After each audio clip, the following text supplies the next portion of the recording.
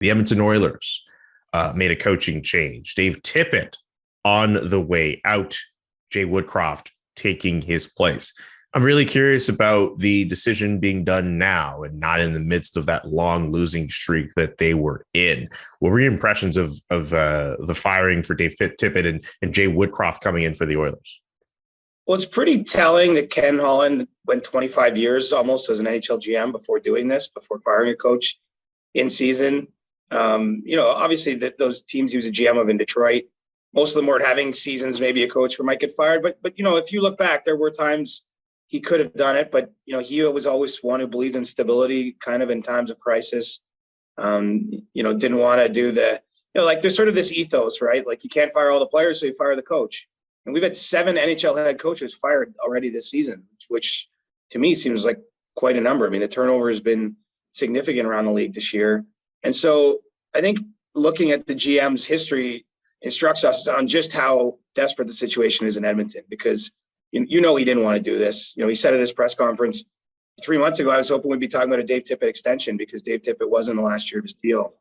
And so, unlike some GMs where it might be a self-preservation move to fire a coach, or they might be a little quicker, I don't think there's any of that at play. I think Ken Holland's worried about the Oilers missing the playoffs because they've been on a pretty extended losing run since early December. I know they, did rack up some wins before the All-Star break, but then they come out of the All-Star break and lose 2 in a row in kind of lackluster fashion. And so this Edmonton situation is fascinating because, throughout the course of a year, there's always going to be teams that get off course or have seasons that they deem to be disappointing. They make moves like this, but like Edmonton isn't just any other team, right? Like Edmonton is 2 of the best players on earth, among their forward group.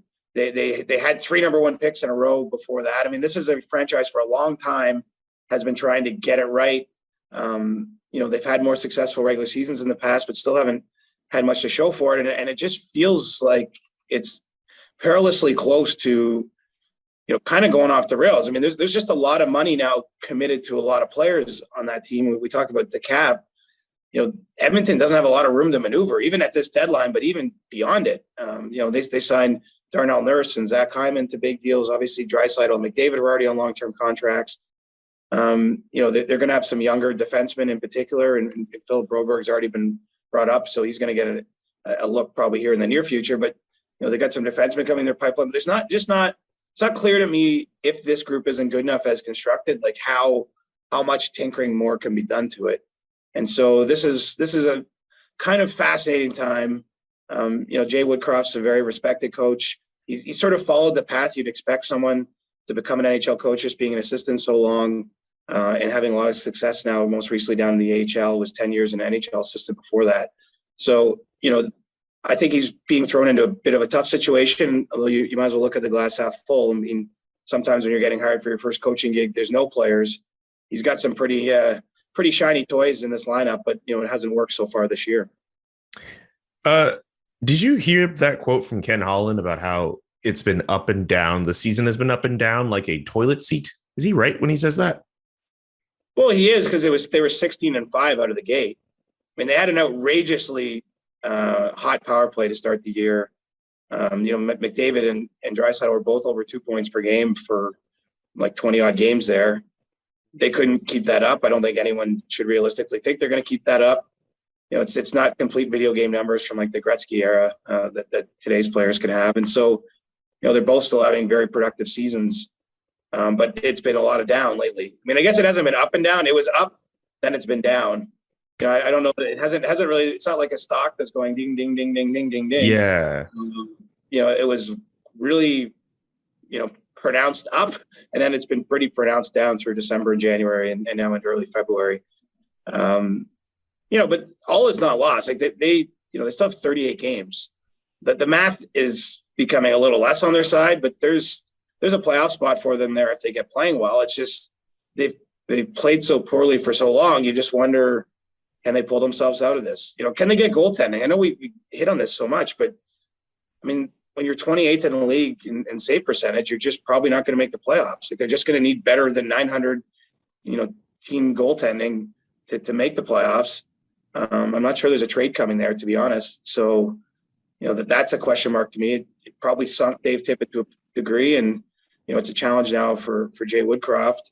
It's notable too. They brought up Dave Manson, his assistant coach from Bakersfield, who coached their defensemen. I mean, clearly there's going to be an issue. There's going to be a focus rather on the defensive side of the puck and maybe playing a little better in front of those goaltenders in order to have some success. But this just reeks of a bit of an emergency-like situation around that team. Doesn't mean it's going to go badly, but this is a pretty interesting time to watch the Oilers, I'd say. Well, one interesting note in your last answer. You're right. We have been banging the drum for goaltending for the Edmonton Oilers. And I thought at one point you felt pretty confident that they were going to make a move. And now I get the sense from you now that it doesn't look as if it's on the horizon. Like, what's changed?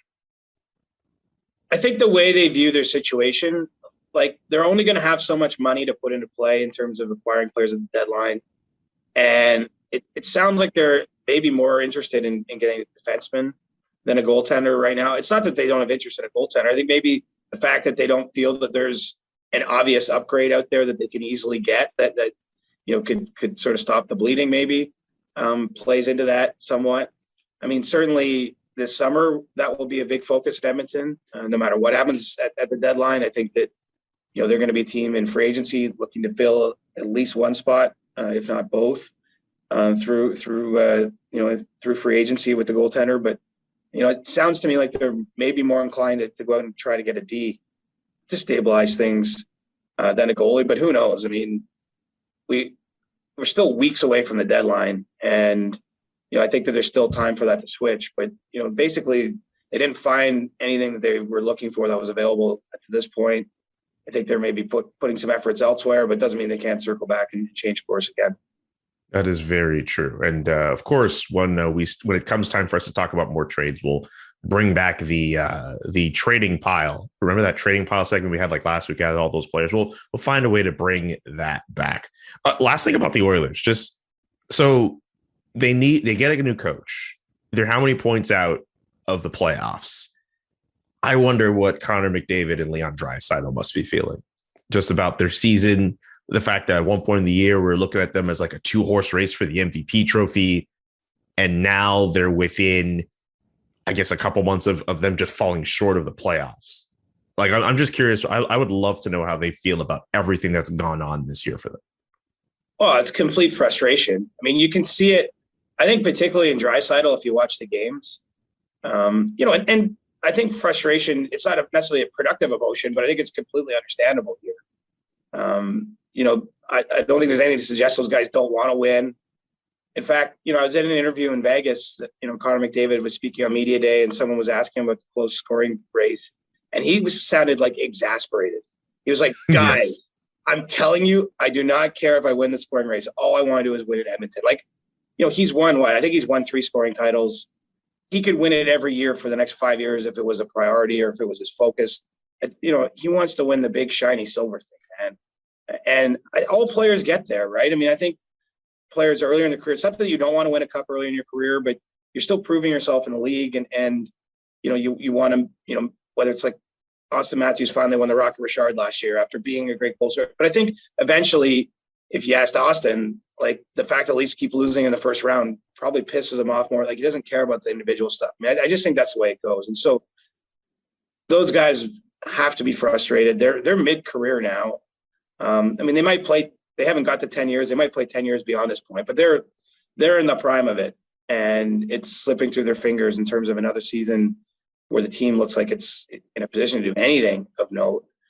And man, I mean, I don't know the way out. Like I'm certainly not one saying these guys are getting traded this, if this doesn't work, they get traded this summer. I think you're rolling it back. I just think you're really running out of different ways to improve the team around them and seasons where they're going to be this great. Look, Patrice Bergeron's still having a great year. So I'm not saying these guys are going to not be great for a long time, but it feels urgent, and it feels like the Oilers as an organization don't have a lot of other solutions if what they've been doing doesn't work, because Ken Holland's now a little closer to the door. He's made this one coaching change. He only has so many moves he can pull. I don't think they can start again at this stage. And so, man, this sports at its best is reality TV. I think the Oilers are reality TV, honestly. I think that this is it's a fascinating experiment. It's difficult for those players, and we're all watching them, man. We're all wondering what's going to happen, and if they can find something, if maybe a new voice behind the bench does help. And I saw Bruce Boudreau had a little bit of kick there in Vancouver, although Thatcher Demko getting hot, didn't hurt his chances with that. And so, a lot of times it is goaltending. I don't think that Dave Tippett got good enough goaltending to expect to keep his job. And unfortunately, that's part of the position.